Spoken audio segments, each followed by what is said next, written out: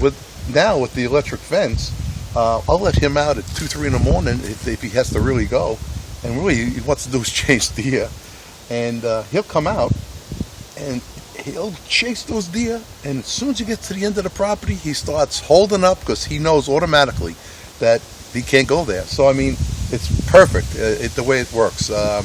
He knows his boundaries. He knows where he can go. He protects his boundaries, and that's it. He just stays in his yard, and he loves it. He's got 1.5 acres all around the house.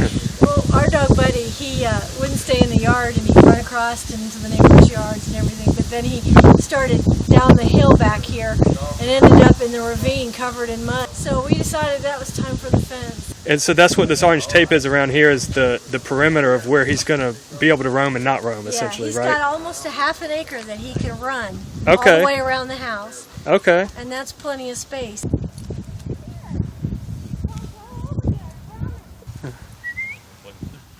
Hey, here, boy. Hey. Hey. Hey. You can go all the way to that line and you're okay. Hey.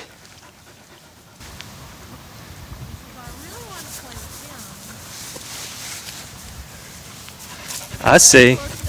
That's the danger zone. Good boy. Good. Good boy. With the correct adjustment, is barely slipping the ends of 2 fingers under there. We want about that much airspace between these 2 tips and his skin. He's good. So they're going to want to come and see me. Okay. I'll be here.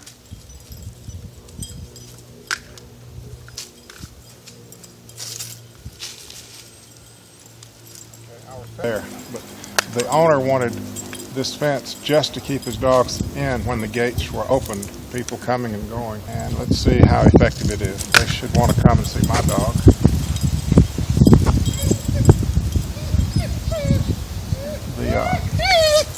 The owner, Mr. Pageant, had a problem with the dogs running and leaving the property out this gate. They were found up on the highway several times. Highly unusual for one dog not to come and see the other visiting dog. Kind of an unusual installation here. Well, before the fence was here, this is where he would go over he would go out into the road. We couldn't have it, and we couldn't have him getting away from us. So Terry came and put our fence up and trained him in 1 or 2 sessions, and he's never been over the line since then. He's always stayed right here with us. People don't want dogs that's not theirs in the yard. This keeps him in our yard and keeps him safe. And I can't tell you how secure it feels to know when we let him out that he's not going anywhere. He's going to stay in the yard. The thing about Terry is he's just amazing with training these dogs. We train him with the leash and bring him back, and Buddy knew the next day how far he could go. Look up, get ready for your close-up.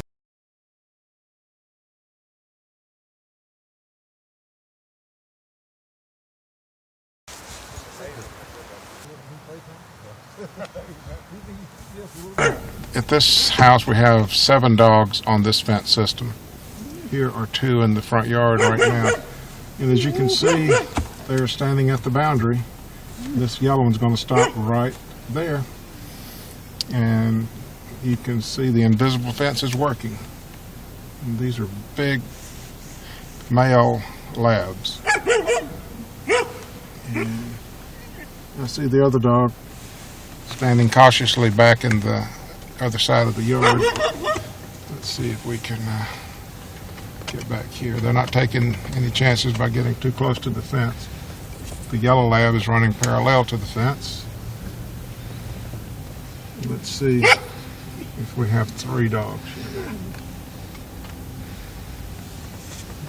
There's number 3.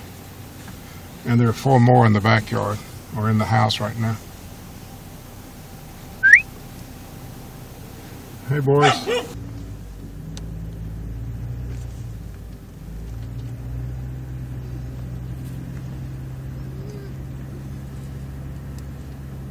As you you can see, that dog has a limp where it was ran over in the road before we put the fence in here.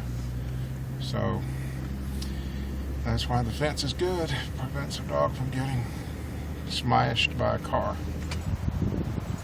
Close to the ribbon.